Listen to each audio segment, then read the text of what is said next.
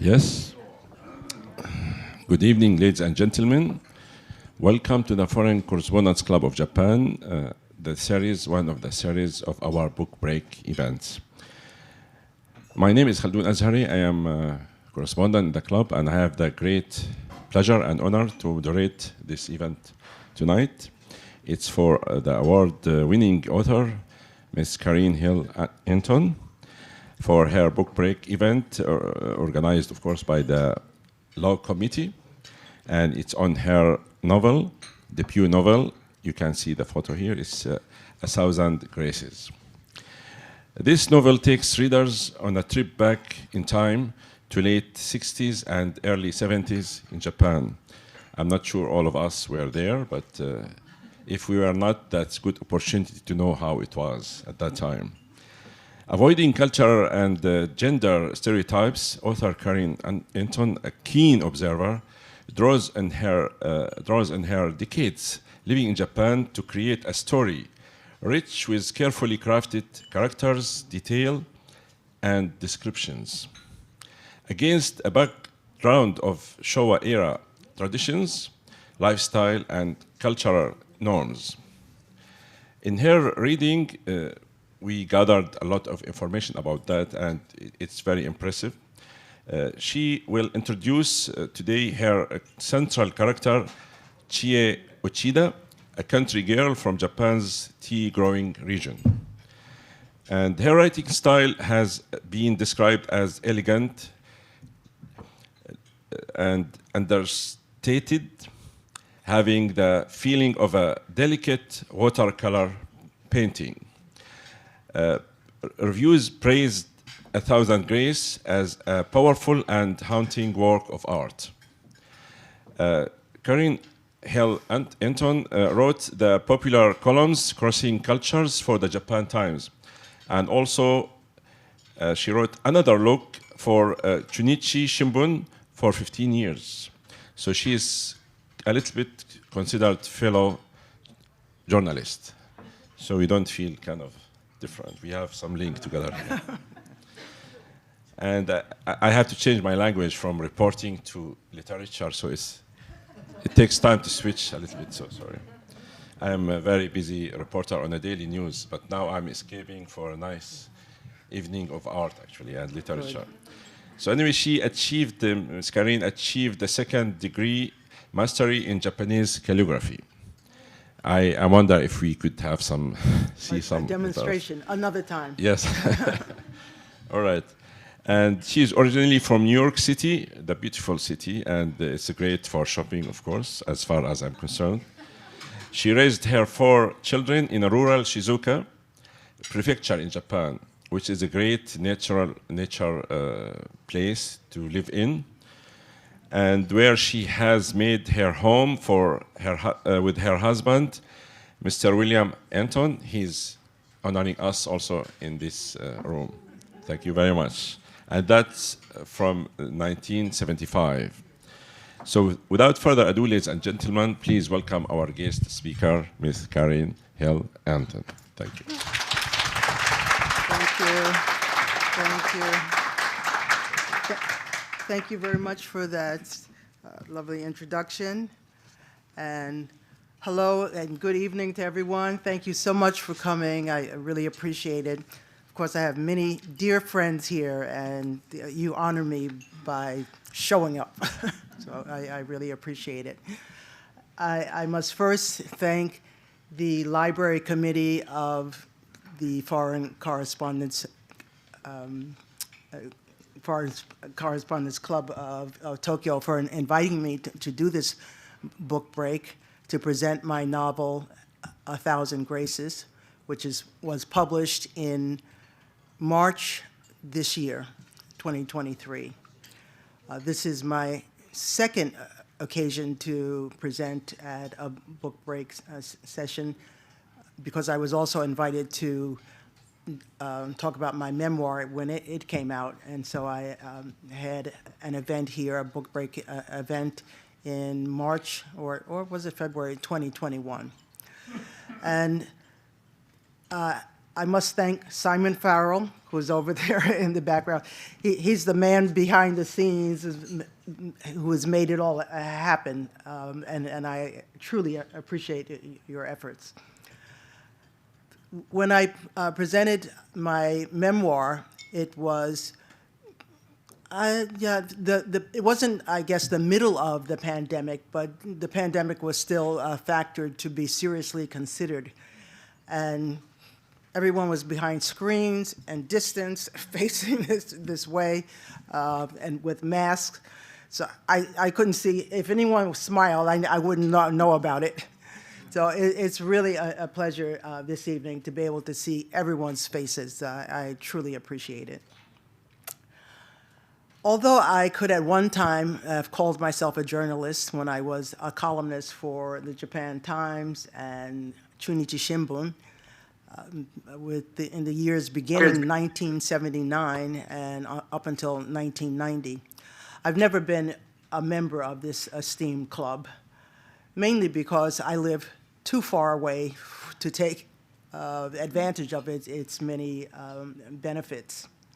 But I've been at a number of events at FCCJ, and some of the best times and memories of my occasions to visit the club was when Donald Ritchie would tell me, "Let me know when you're in the metropolis," he would always say, and it would take me to lunch. And this was when the club was still at Yurakucho, and we would have long lunches, just talking together, and I got to hear firsthand many of his stories and their fond memories. I only have some brief remarks. I don't think it will take very long, but I'll tell you now, I welcome all questions after. Don't hesitate, don't be shy. I will really like for us to engage on this occasion. And I think I can say there are a number of writers in this gathering, so I will especially be looking forward to them speaking up and putting me on the spot, if you would like, about my novel. To begin, I want to tell you about a recent encounter. Oh, I have to switch my glasses. Age, no, bad eyes, that's all. I was at an event in which I had my books, the memoir and novel, available for sale. An American man attending the event stopped by my table and chatted with me. Looking at my books, he picked up the novel and read the description on the back cover, which I will read to you now. Chie Uchida, a talented student, does not fit the mold of her countryside life and provincial upbringing. She's not certain what she wants, but knows that unlike her beloved brother, her future does not spell contentment on a tea farm. Her self-absorbed best friend has a rebellious streak, but doesn't present a model Chie wants to follow. Entering college, Chie plunges headlong into emotional turmoil as she takes her first misguided steps into womanhood. She misreads the attention of one professor and the aspirations of another. Set in 1970s Japan, the Showa era, the story evokes nostalgia for a simpler time as traditional customs and values fade away and Japanese society inexorably changes to meet the expectations and demands of a more modern world. The characters in this novel, drawn with a deft deliberation and intimate distance, arouse empathy as they struggle, submit, and surrender.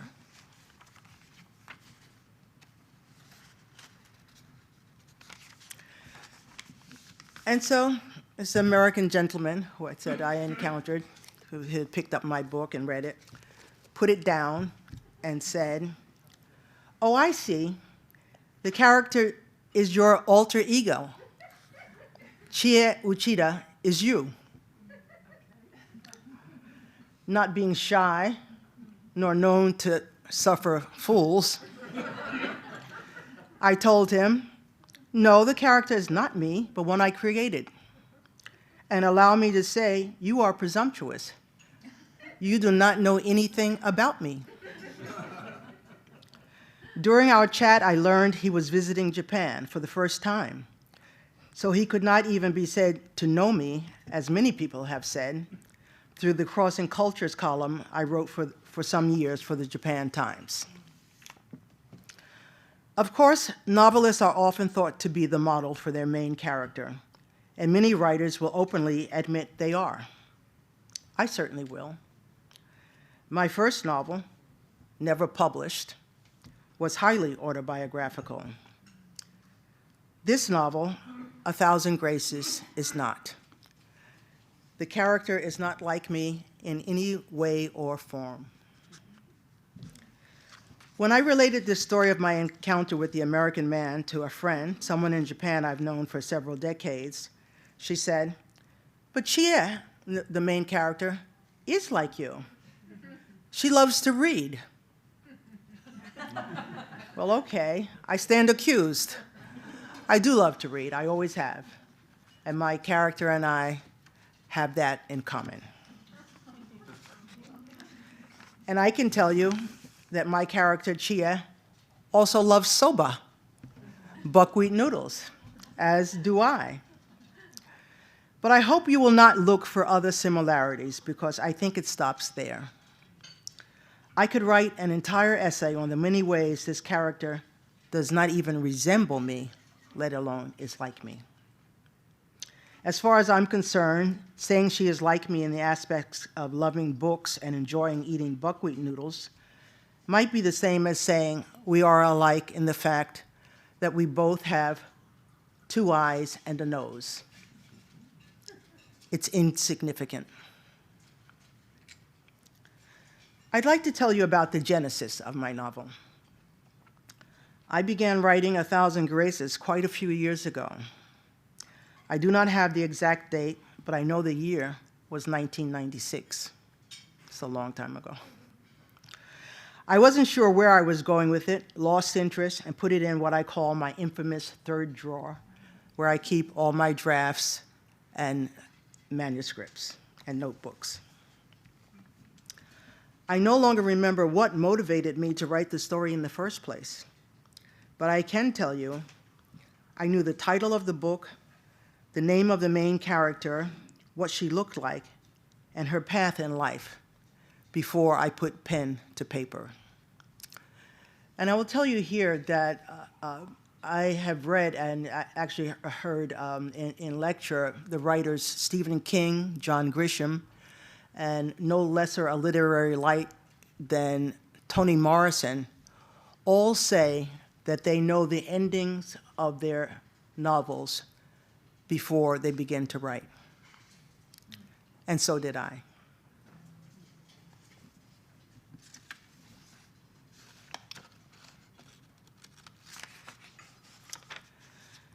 I'd experienced a great deal of satisfaction after my memoir was published, which was in September 2020. It was positively reviewed, won 3 literary awards, including a cash prize, and I can tell you that was very nice news to wake up to one morning. It was well received by a wide readership, many of whom wrote to me personally to tell me how much they loved the book and how much it resonated with them. It was a rewarding experience, indeed, to have this reaction from readers. So much so that I really thought that might be it for me publishing books. Then one day in an email exchange with Roger Pulvers, some of you may know him, he is a translator, novelist, theater director, a lyricist, poet. I don't know what Roger doesn't do, actually.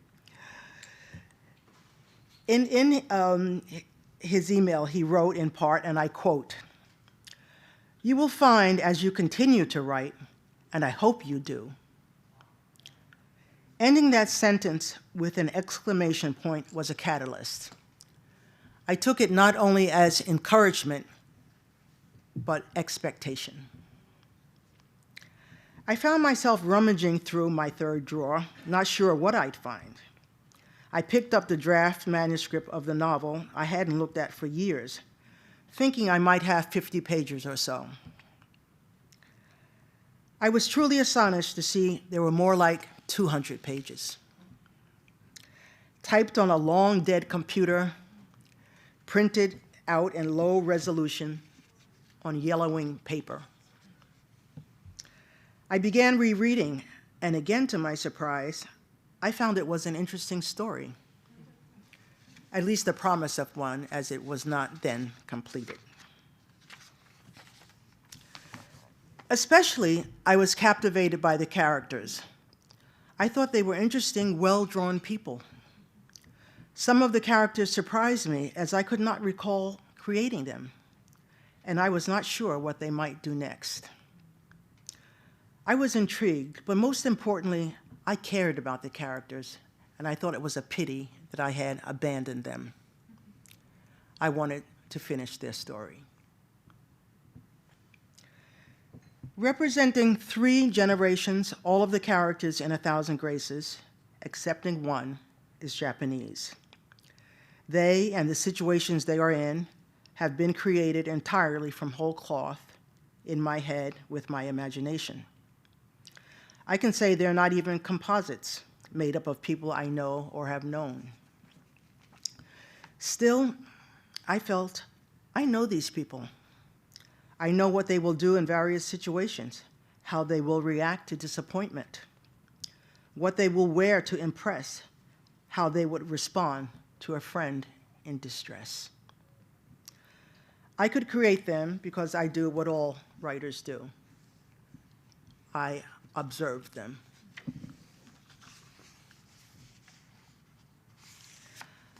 I have been told that it is a great challenge to write characters of another ethnicity in a way that is believable to readers.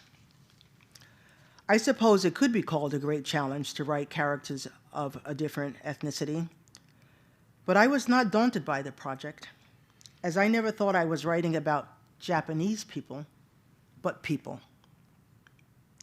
People who had dreams and desires, people who experienced love, loss, and longing, people who went to bed dead tired, and those who lingered in bed in the mornings daydreaming. My characters were people who'd been in difficult situations and had suffered, people whose lives were dotted with successes and, of course, failures. They were complex, as we all are. None of my characters are stereotypes or caricatures. None are meant to represent generalizations, but individuals. Perhaps I have succeeded in creating characters that are authentic, as several reviewers of the novel have said that it appears and indeed reads like a Japanese novel that has been skillfully translated into English. One reviewer of the novel had said that I, as a keen observer, have been able to render place, characters, and culture with, and I quote, knowledge, care, and skill. I will leave it to my readers to say whether I have accomplished this or not. And I can also tell you that one reader got in touch with me and assuming that my husband was Japanese, asked if one character, a husband in the novel, if that character was based on my Japanese husband. Well, you can see my husband is over there. He's not Japanese. And yeah, no, the character was not at all based on my Japanese. I can also say I've never been had a homestay experience or attended a Japanese university. And until my son married, I didn't have any Japanese family members, but we do now, happily. Oh, yeah, and another reader told me, she said that my writing reminded her of the novelist Ishiguro, is it Kazuo Ishiguro. And I haven't read Ishiguro, but I can tell you, I didn't mind at all being told my writing resembles that of a Nobel laureate. I live in Shizuoka Prefecture and have lived there continuously since 1975. While I do not name Shizuoka as the place setting of the novel and have made up an imaginary name where the action takes place, I can tell you that I had Shizuoka, one of Japan's principal tea growing regions, in mind as I wrote the novel. And although I live in the countryside and have now lived in a Japanese farming community for now close to half a century, I don't want you to mistake, I think that I'm a farmer. I'm not. I don't grow vegetables. I just manage to keep a few flowers and some herbs alive. Just manage. You can be sure I am never, and I mean never, ever, mistaken for Japanese. Still, I do not see myself as an outsider. This culture is my culture.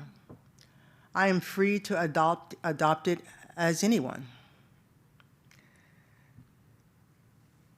And of course, I was going to say, it is my culture, and not in every aspect, surely, but I feel very close to Japanese culture.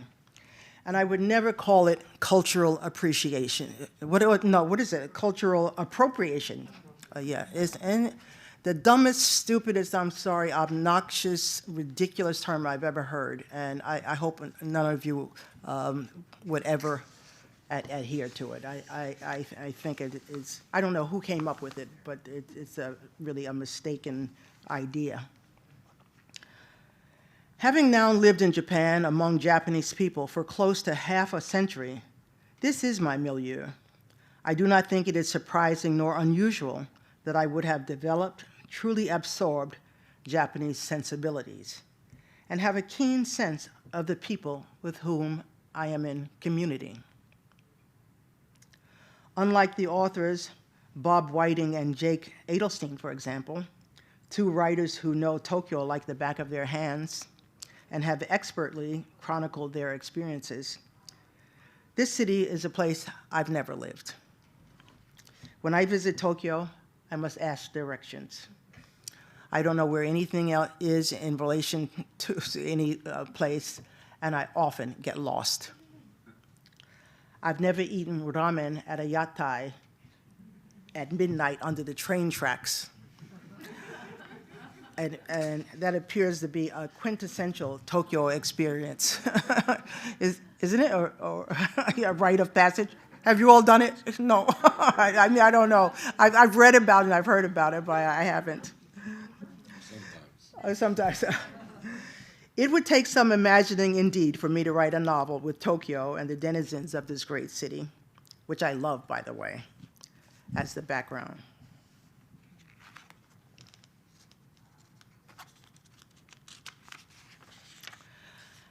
I am a storyteller, and I am and have always been a keen observer. I think most writers are, because we are not just trying to tell you a story, but take you along with us. We want you to see, smell, hear what our characters see, smell, and hear. If I write my character wore a bright red dress that clashed harshly with her complexion, which was quite pale that day, I want you to not only see what she looks like in that dress, but feel sorry for her because she was despondent. This project, my novel, was not one that required research. I am naturally drawn to the experiences of common people and everyday life, and this is what I wrote about. While I was required to check facts and dates, as did my copy editor, A lot of what I write about in the novel is familiar and did not require fact-checking. However, in one passage in the novel, I'd written that a character sent a gift of mikan, mandarin oranges, to someone in the north. I had to rewrite that passage because when I reviewed the manuscript, I realized it would have been impossible for a farmer to send mikan at that time of year, as they would not be available. It was out of season. This is the kind of thing a copy editor will catch and correct. But my copy editor, in America, didn't know that fact, but I do. Shizuoka, aside from being known for tea, is also known for its mikan. I will now read just a short passage introducing the character Chie Uchida.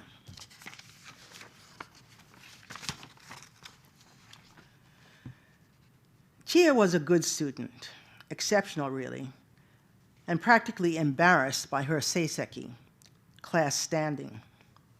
It wouldn't win her friends. She knew her teachers would soon begin to encourage her to go to college, and then her problems would begin because she would be presented with the world of possibilities. She had gone on to high school, watching more than half of her class leave 9th grade and leave schooling for the last time of their 15-year-old lives. They were now working at home on family farms. Some of the girls might work in shops as cashiers. The boys could work as junior auto mechanics. In a few years, they'd all be married, children would follow, and life would be a settled matter. So simple, so uncomplicated, so what Chie didn't want.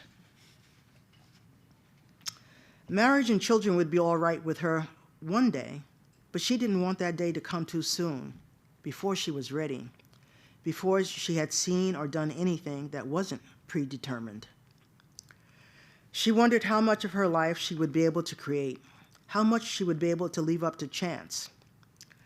While she sensed the temptation of what could be imagined, she was fearful of what was unknown and feared most any big change that would take her away from her life, her family, from all she knew.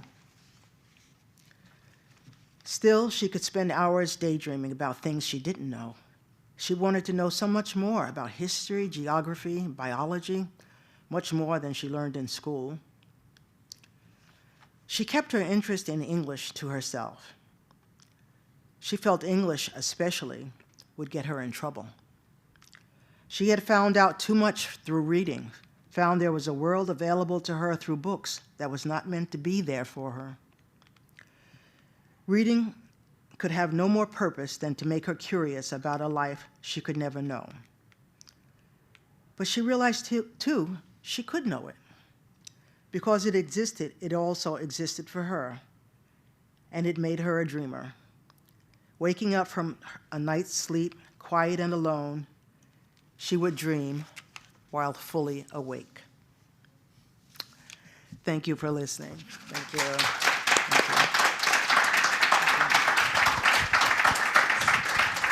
Thank you. Very fascinating. I dreamed with her, with your Uchia. Okay. I was wondering what's next, you know. Oh, yeah. Read the book, read the book. Yeah, yeah. So I would like to open the floor for questions and answers. Please raise your hand and proceed to the front mic and state your name and affiliation before you ask your question. Thank you. Hello, my name is Phil Robertson. I'm not sure I have an affiliation, but thank you so much, Karen. You're making me very nostalgic for Hamamatsu and Tenryushi. My question is a bit mundane. Do you ever suffer from writer's block? And if so, how do you overcome it? The question is not mundane at all, but I will answer that question with something the writer and novelist and teacher of writing, John Gardner, says, and that the best way to deal with writer's block is to never get it. And many writers never do. And No, I can't say that I've had it. Another thing he says is that part of getting writer's block, and I'm not saying this is true for everyone. You know, have all the writer's block you want, but it was that part of the reason writers get it is that they take themselves too seriously in a way, or that they're doing something so special. They're writing a novel, a memoir, whatever kind of book, and it's such a serious undertaking and highly respected, especially by people who don't write, that writers can almost overthink it and themselves in a way, and then almost clamp themselves down. And I wouldn't say that I've had it. There have been times, if I feel like writing, I write. That's all. And when I don't feel like it, I stop.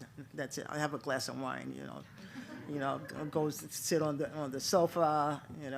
Leaf through a magazine, take a walk, dance with my husband. Come up with any number of things. No one's forcing me to write. And so I do it when I feel like it.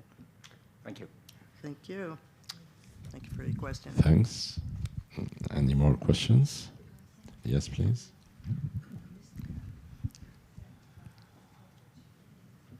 Hello, Karen. My name is Maya Moore. I wrote a book. Yay. Glad I didn't know what that process was going to be like. That was hard. What brought my interest was that you said that you already knew the ending. And I think every writer has a different way of writing, I guess. Mm-hmm. But when you looked at your manuscript many decades later, did you find that your ending could change? Or a lot of writers sometimes say that, they build the characters as they write, so they don't know the ending. Right, but you said that you knew the ending. So that didn't change? It didn't change. And I will tell you, I can't say too much because I don't know who's read the book and not. But actually, what became the last chapter, the final chapter, the ending, was originally the first chapter, believe it or not. That's how I wanted to tell the story. But I felt that I wasn't a skilled enough writer to be able to do that, to pull it off. And I'm sure some writers have. They tell you the ending and then tell you the character's story. But I wasn't, how can I say, all that confident that I could do it. And actually, my copy editor, the copy editors, they're not someone who advises you or whatever. You can be in discussion with them. And she said, no, I think it's better that the change that you made, putting at the end, was the better change. Yeah. Mm. But no, it didn't change. I knew where it was going, but then I had to build the story before that time. I feel, to make the ending credible, right, to the reader. Exactly. Certainly credible to me because I knew where it was going, but to the reader. So you changed the middle part to get to the end. Okay. Changed, developed it in different ways. Some characters who had minor roles, and maybe I gave bigger roles, that kind of thing. Mm-hmm. When's your next book coming out? Yeah, good question. Who knows? But if I'm not like the youngest chicken in the room or whatever. But if I'm gonna do it, I guess I better do it soon. I really do not know. Thank you, though. Yeah, thank you very much. Thanks for your question. Yes. More question? Yes, please.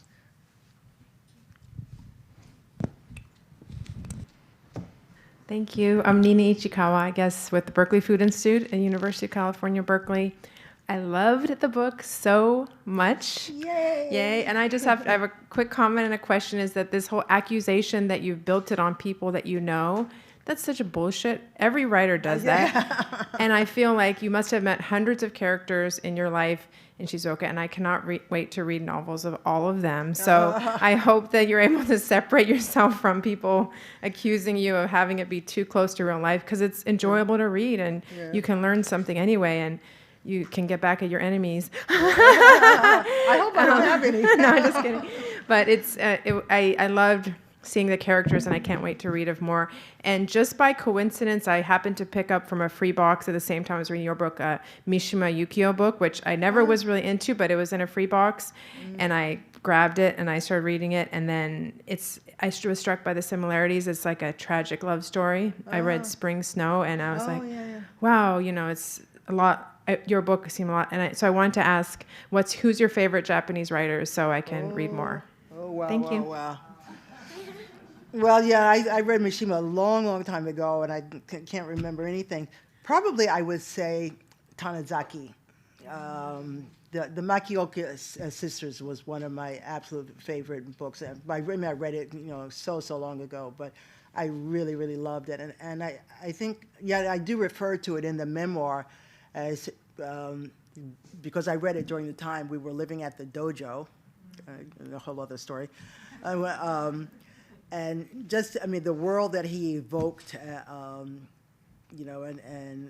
that time, I felt very much drawn to, and I really was wrapped up in it while I was reading it. And I think it was almost like the perfect escape while I was reading it. But there's so much Japanese literature that I haven't read. I'm not being proud or something like that. I hope I have time to still read more. And there's a lot of contemporary writing and in translation that I like to read. And we have one of the best translators of Japanese literature into English here this evening, Ginny Tapley Takamori, who did The Convenience Store Woman. And it's just a wonderful translation. I, of course, didn't read the original in Japanese, but the translation is just, I think, quite incredible. Thank you. Yes, please.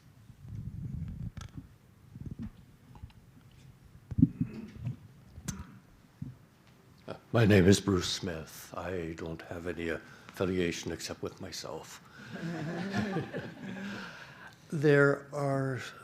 I know there's a lot of crossover techniques between fiction and nonfiction, but writing fiction versus nonfiction is such a different world of thinking. And you've been a nonfiction writer for most of your life. Could you speak a little bit towards making that transition to writing fiction?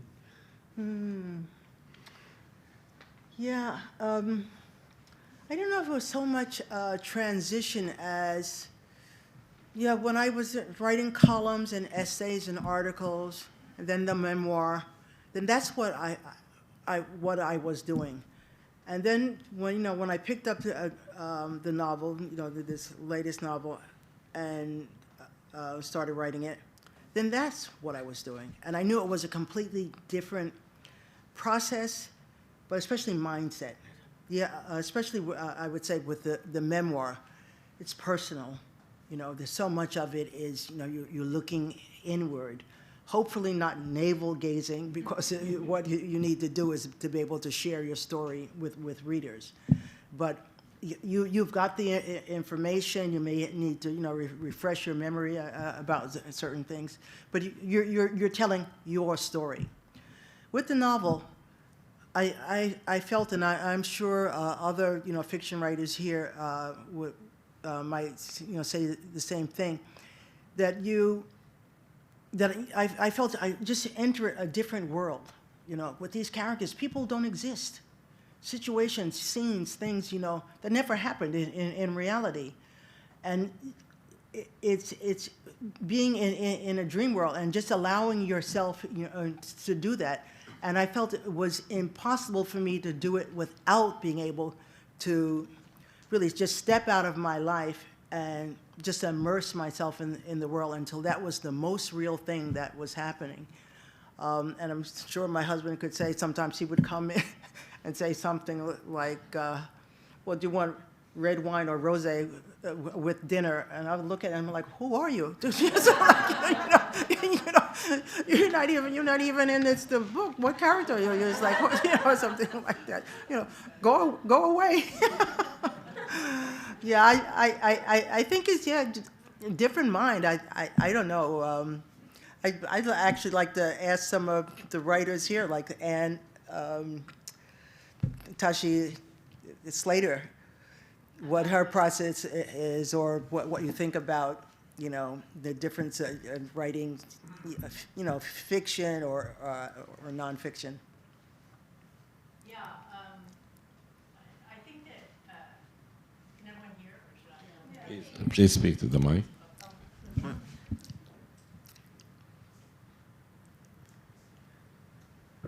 First of all, thank you for your lovely talk and beautiful book, and lovely to see everybody. For me, a lot of the nonfiction that I write is creative nonfiction, and so the techniques are not that different in a lot of ways, from writing fiction, because and so it's writing nonfiction using fictional techniques, and to some extent, I think vice versa. You can do that. And so for me, that's if I'm writing nonfiction, it's most interesting to me to do it with a lot of fictional techniques. And by that, I mean, you might do something like, like Maxine Hong Kingston's book, The Woman Warrior. That's called different things, right? It's called like a fictional memoir, or or it's this kind of incredibly brilliant hybrid thing. But so she, for example, one technique she uses is to speculate about things that she didn't know about, and so she's like, my aunt who fell down a well, I think, or committed suicide. I don't exactly remember the story, but she doesn't know because she hasn't heard the whole story hasn't been carried down through the generations. But she says, well, perhaps this is what happened, or perhaps this is how she felt, or perhaps, and it's those kinds of things I think that that I find very interesting way, and so you can look into a factual situation in a fictional way. Yeah. Great, yeah. Yeah. I What do like you that, think? Yeah. Is that Yeah, no, I think that's absolutely possible, and it gives life to the facts or colors it in a way that you wouldn't have it if you were just writing the facts, almost like reportage or whatever. But being able to do that, that's a skill. I am sure. Yeah. Thank you Thanks, for asking. Anne. Thank Thanks. you. I appreciate it. Thanks. We still have a lot of time for more questions. Please, Elise. Hi, I'm Rosalind Heyman, just a very old member of this club. In your talk, I have two questions. In your talk, you referred to my first unpublished novel, and you said there's a space in your home where you have my drafts. On the basis of publishing this, would you consider returning to that first novel? No. That was a quick answer. No, that's done. That's over. But the second one was also in draft situation, and Roger encouraged you to take another look at it, and now we have this wonderful Right, book. but I don't know if he would have encouraged me to take a look at the first one. But why would that be? He hasn't seen the draft. No, he hasn't seen it. Yeah, and I don't think he would. Well, I can't speak for Roger, but I don't know that he looks at drafts so much as he looks at finished. Well, it's works. not him; it's you. You need to look at the draft. Yeah. No, yeah, and yeah, I when I wrote it and was writing it, well, I thought, oh yeah, this is great, this is good, or whatever, and I was surprised it wasn't picked up by a publisher right away. Have you ever gone back to it and reread it? No. Okay. I know what's in it, and I know it's not as good as this novel. Not yet. Yeah, not yet. Seriously, I feel like I've moved on. I did that. It's done. And So now that was a learning moved. experience. Yeah, exactly. Okay. Now, there's a very small question, but on the back of your book, you talk about intimate distance. How can you have intimate distance? Do you mean? Yeah, that's interesting. Actually, one of my early readers of the manuscript, a beta reader, she came up with that, and I liked it, and it made sense to me. Whether or not it makes sense to you or anyone else, I can't say, but I think by using that term is that it shows that the writer is yeah, it's outside of the book, the process, you know, the character, but it's close enough so that they can really see the character and experience them and write in a way so readers can experience them. Okay, thanks very much. Yeah, sure. Thank you. Thanks. I think she was asking you about the third drawer, right? Oh, yeah. Could you please explain where is this drawer and what kind of, what's about it? I'm really curious to know The third drawer. which room, Yeah. where exactly. It's a real desk, and actually it's a Matsumoto Minge Kago desk that I had bought for my husband some years ago. And then when we built our current house, and he had a study and didn't need that desk in his room, I kept it in my study. And it has 3 drawers, and at the very bottom one is where I, you know, keep manuscripts and notebooks, and, you know, yeah, when you write over a number of years, you know, they pile up. Just put things in. Sometimes I can use something. And in fact, when I was writing the memoir, after it was finished and published, I happened to be looking in that third drawer again, and I saw some notebooks, and I thought, oh, wow, yeah, oh, I should have used that. Or something, you know, some stuff that I had written that, you know, that I thought was pretty good and might have been useful. But I had plenty of material, so, yeah, I don't think there were any big misses. But yeah. Thanks. I think my mother had some kind of third drawer, yeah. but she hid the chocolate there, but I yeah, found no, it. no, there's no chocolate in my drawer. So I managed to find it always. So, more question, please, if you have. Sure. Yes.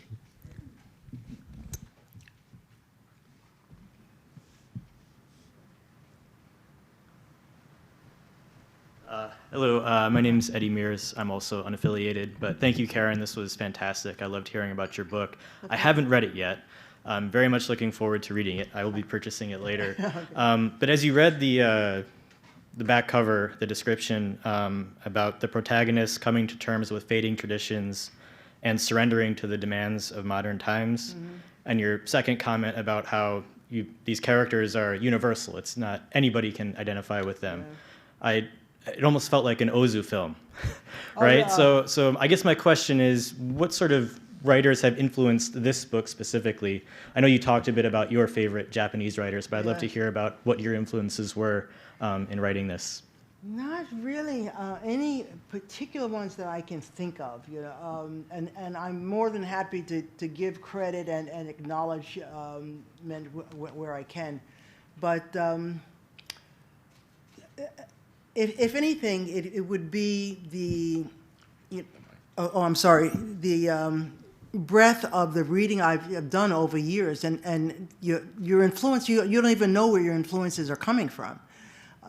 But you know, they're there. And I mentioned Roger Pulvers, who I've just really started to read, and you know, he's got an oeuvre that's, I think he's got 40 books or something. I have no idea.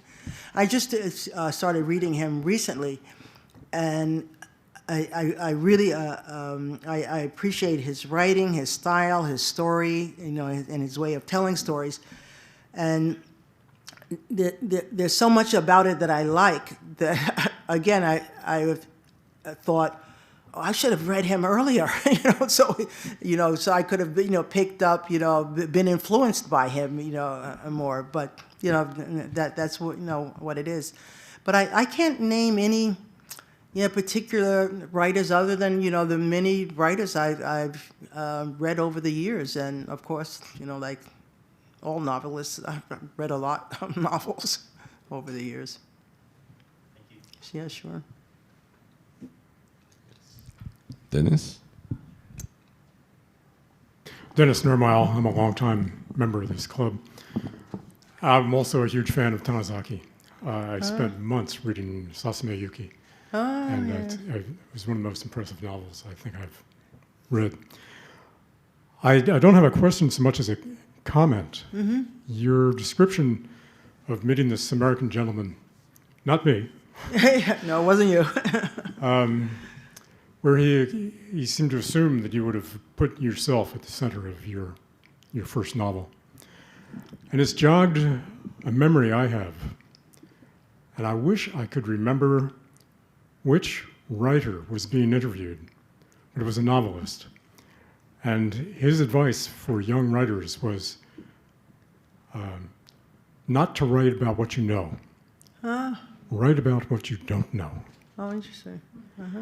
And in the context of the conversation, as I recall it, was about instead of gazing at your navel and putting yourself at the center of a novel, is to observe the world around you and create a fictional world based on what you observe. Mm-hmm. And it sounds like this is what you have done. And so I'm looking forward to reading your book. Oh, and I hope you enjoy it. And just to add to your comment, and this American gentleman I spoke of, he's not a fictional character. This actually happened. And in fact, it was at a time when I was at this event with Take Hiroyama, who's sitting right there. And Take also stopped by my table and picked up the books and, was looking at that and we chatted. But the difference is that we chatted, became friends, good friends, I hope. He's now invited us to his home and cooked for me, which is like the best thing any man can do. We've met his beautiful wife, and we developed a relationship. But it didn't start out with an assumption about who I was. He was actually, willing to open the floor, in a sense, to become friends, as opposed to, just having some idea about me. How could he possibly, by just looking at the back of my book.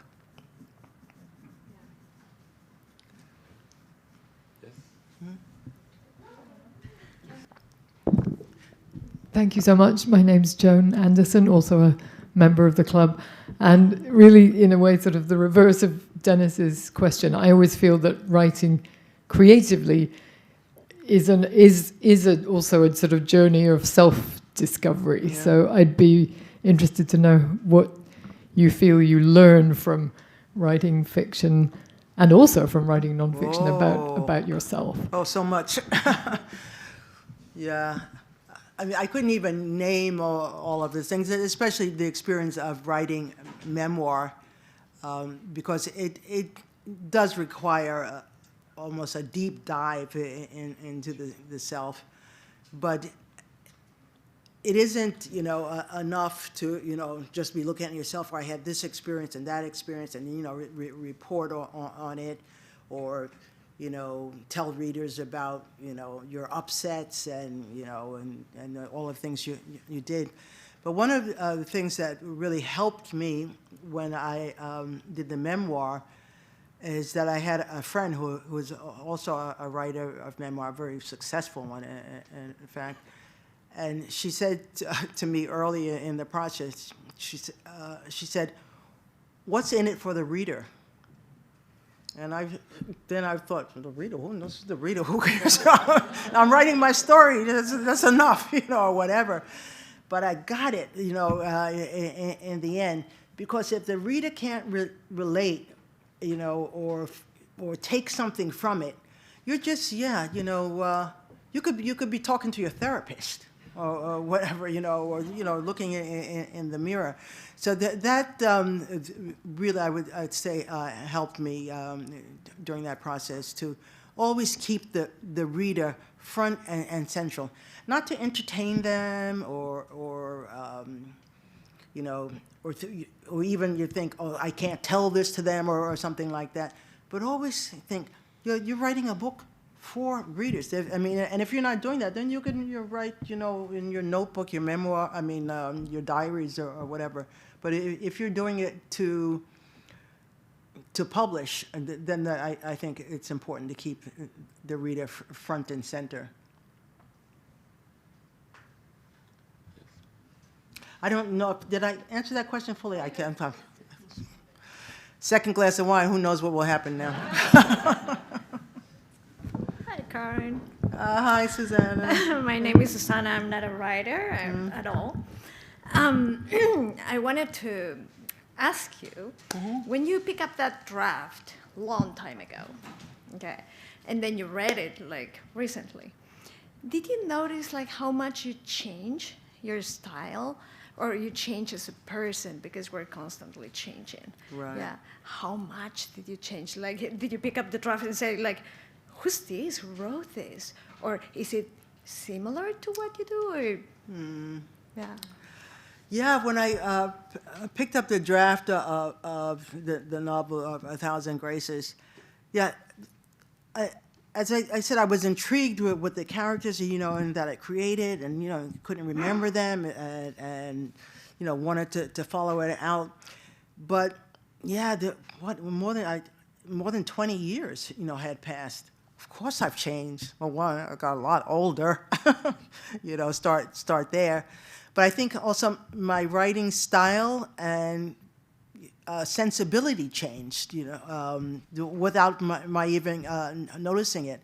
The manuscript that I had in 1996 was not one I would have published. I would not have been as happy with it as I am with this one.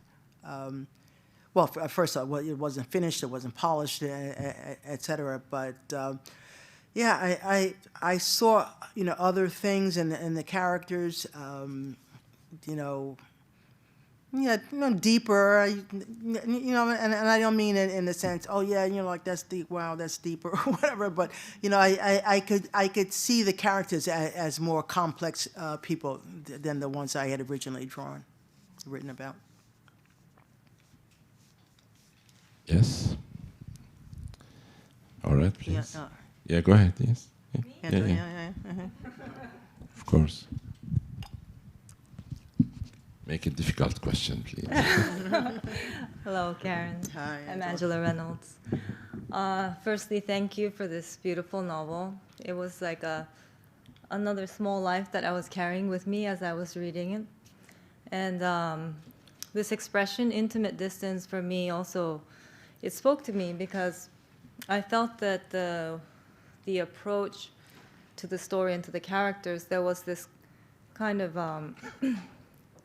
intimate insight, but it was never like an overbearing engagement with the characters' emotions. It was never like, as a reader, you're never made to swim in anyone's emotions. And I felt that reflected something that I feel from you. So that was very interesting for me, but at the same time, the only time that I felt that feeling of distance changed was right towards the end.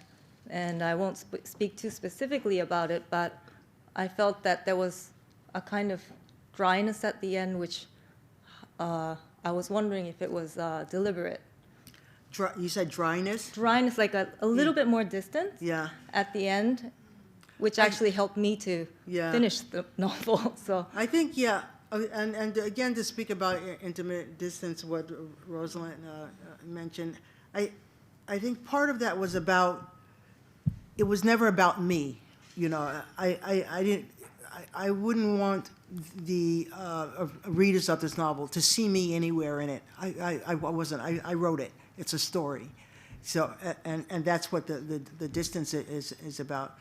But I think for the ending, and as I said, it was the first chapter. It literally was the first chapter that I had to be able to step away from it, to write it. I really did, and just. Yeah, well, I can't say much about it because everyone has read it, but yeah, I knew that was what the ending would be. Thank you. Yeah, sure. Thank you. Yes. We still have time. Yes, please.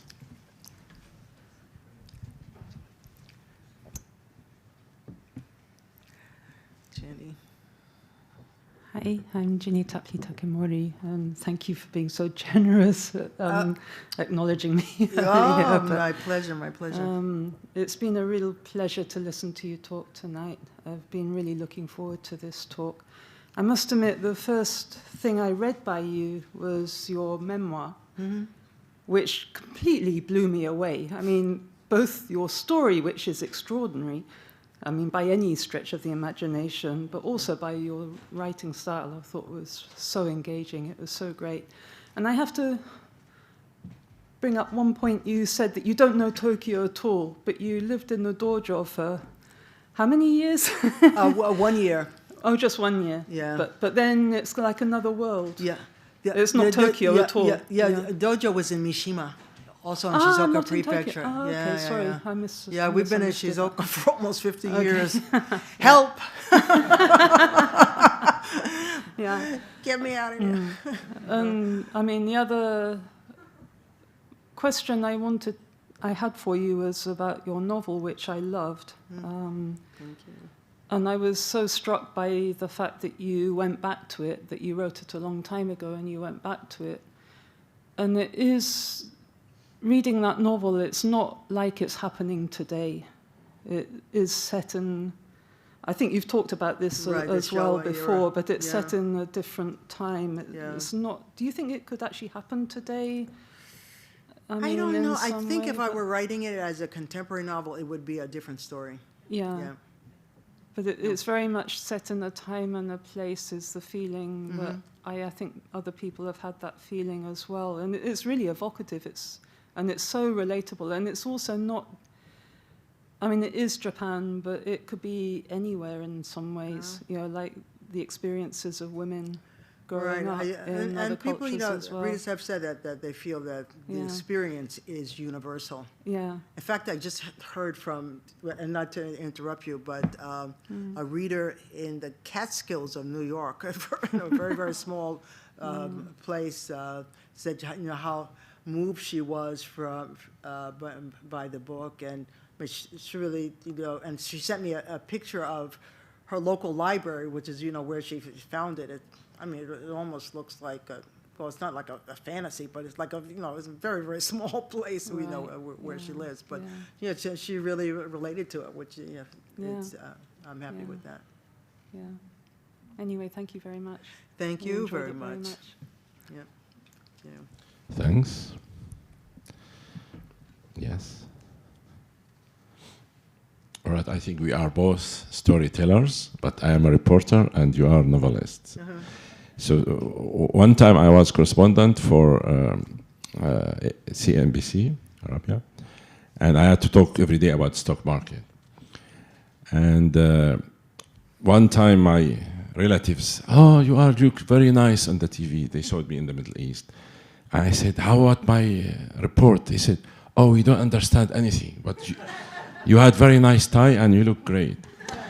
And I felt actually bad because, you know, what I'm talking, they don't understand. And then I tried to make the news easy to understand, like stock market news for the, you know, my aunt or my grandmother. And then one day, next day I was reporting, I said, now the malls and supermarkets stocks went down because there's big storm and people don't want to shop. So if you have, like, if somebody has $100, they are not going to go and shop, you know, for clothes. They will keep it. And I told many stories like that. So you have to write a story, actually. Yeah. And then at the end of the program, the director, he said, thank you very much, but please don't do it again. He said, just give us the damn, you know, stock market, you know, abstract news and just go to your grandmother later on, you know. But basically, we really have, journalists and novelists are the same, actually, same quality. Yeah. You have to see something in the news and tell the people as a story. Yeah. We do it quickly and fast and abstract and sometimes like rough and rude, but you do it in a nice way. So do you think it's easier you become reporter or I become novelist, basically? I would never want to be a reporter, start there. I mean, I think the essential difference is, I mean, reporters have to tell the truth. You know, that's what you're required to do. As a novelist, I can make up anything I want. You know, really. So. All right. We still have more questions. Yeah. All right. keep asking, take the opportunity. But Yeah. I will, if you don't More mind. questions? Welcome. What there. is basically what is the secret of success, basically? The secret of success for a writer, a novelist, for anything, or for novelists? For anything, like to have successful story, or for any story to be successful. What do you do basically? Oh.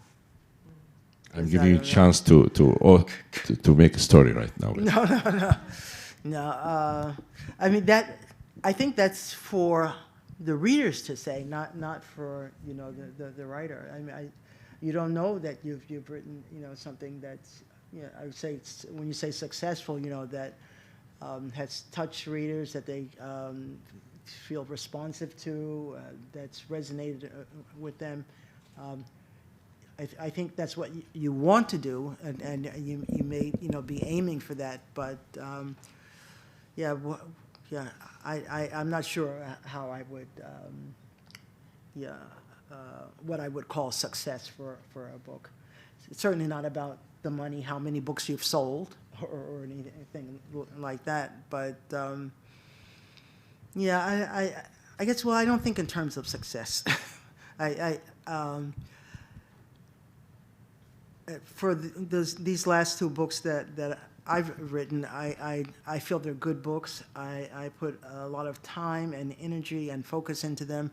I think they're good books, and I want people to read them. It's as simple as that. I'm not looking for success or fame, and certainly not money, because that doesn't happen unless you write, I don't know, some off the chart bestseller or whatever. But it's not about that. Yeah, sell the film rights. Oh, yeah, maybe that's it. That hasn't happened yet. Oh, though I can announce that the memoir is being translated into Japanese. I'm so happy about that. Oh, and I can thank Susanna Kumagai for introducing me to the translator. Yeah, not really. Yeah. No, she really jumped into it. The short story is Susanna told her about the memoir. She read it. She loved it. She got in touch with me and asked if I would be interested in her translating it. And she said, she would act as my agent and get a publisher. And I pretty much said, go for it. But I'm not paying anybody anything to do anything. That's not something on the schedule for me. But she's not about money, or that's not her concern. She really loved it and thinks it would resonate with a Japanese audience, and she has already now translated 10 sample chapters, and I can tell you I've had them read by professional translators, and they say it's excellent. Yeah, so hopefully she lands a publisher. Anybody here who knows any publisher might like to introduce, let us know. We have some members of the club belong to big publishing companies. Oh, really? Maybe there's some other publishers who've turned me down. Who I don't. I think after this event there will be some attention. Yeah. I anticipate that. Yeah. I can introduce if you give me 10% later on. Oh, okay. Sure. Of course, I'm joking. I think we still have 3 minutes to go. I would like to have last question from anybody who didn't ask. Jen? Yeah, sure, Joe. You get to have a second time. That's all right. I was just thinking that it's very interesting that both you and your main character in this novel are women. And I just wondered if there's particular elements of young women's lives that you think lend themselves to, in terms of the tensions and contradictions and struggles that a lot of young women go through. Do you think that's... I think nothing other than what's completely organic. I just happen to be a woman myself, and I can tell you, I think, at least 2 reviews, they saw all of these feminist themes and all kinds of things I was never writing about. But yeah, people are once you write something and it's out in the world, people are free to interpret it as they choose. So that's okay with me. But yeah, I wasn't like focusing on women or young women or Japanese women or country women or something. It wasn't about that. It was a person, a character, that, I just, and her story that I wanted to tell. It's really. I'd like to, by the way, to introduce another writer amongst us, Kaori Fujimoto. She's there. She hasn't asked any questions, but she is also a very fine writer and essayist, and I'm sure you'll all be reading her works someplace. I've read it in, it's not your blog, but in some places where it's been published, some of your essays. Yeah. If you like to make comment, please. Like a writer, ask a writer, please. Thank you.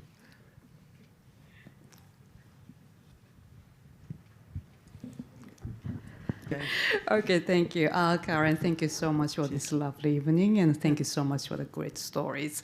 And actually, I was going to ask you questions about, how you switched between fiction and non-fiction, but the gentleman over there already asked the question, so I thought, okay, probably, I don't have anything else to ask, but yeah, that was I'm so honored to be here, to have read your books and to be here. And I still want to know how the processes differ between, writing fiction and non-fiction. And I write only non-fiction. I know I am made to write only non-fiction. And when I try to write fiction, I just froze. I just remember that sensation. So I know it's not for me.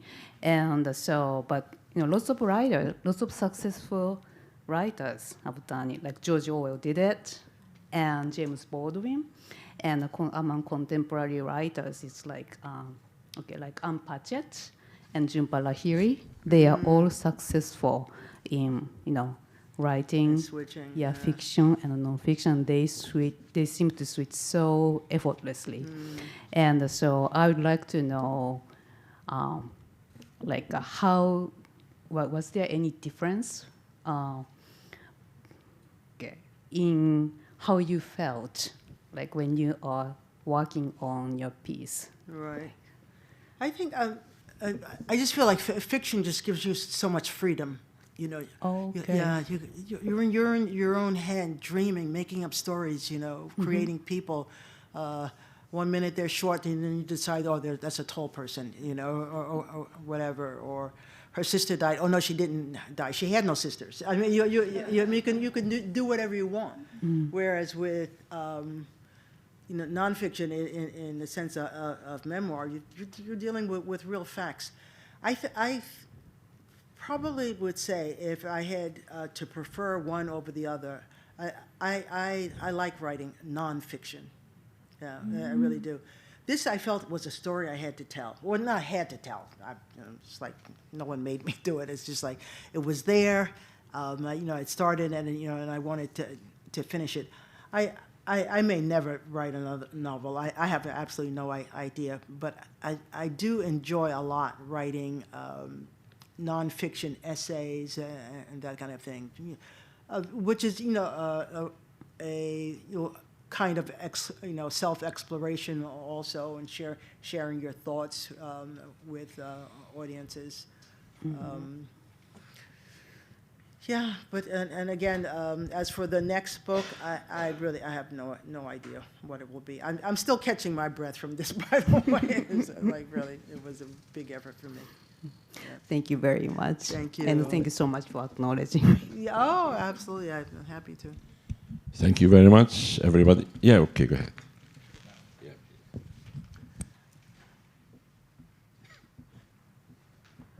Thank you, Karen. Thank you. For the introduction. Yeah. We met in May? April? This year? Was it? I thought it was July. Oh, actually, no, I was in Europe in July. What am I? No, not July, not July. Yeah, I no, it think was much earlier than. Oh, so. April, whatever. You're right. And then I saw the memoir, so I bought it. And before I read the book, I was asking her about her life, and she just kept telling me, just read the book. So I said, okay. I'll give you the book, but read it. Yeah, Whatever. just read it. Yeah, yeah. Then I would ask another question, and she would say, read the book. So I read the book. And I also read that one, too. Oh. It's really good. Thank you. But I wanted to acknowledge the existence of Bill, actually. Because in the memoir, her journey is amazing. It's amazing. It's like a movie, even an action movie. But every time Bill comes in to the picture, and I mean, today is your day. Tonight is your night. But actually, it's also his. So I just wanted to acknowledge Bill as well. Thank you. Thank you. That's nice. Thanks. Shadow warrior. All right. Great. Thank you again so much for coming today. I think this will bring our event to a happy ending. And I think I have a slight idea about your next book. Oh, It okay. will be about correspondence in Japan. Oh, okay, okay. Why? I wonder who. I think you can see him very clearly now. Okay.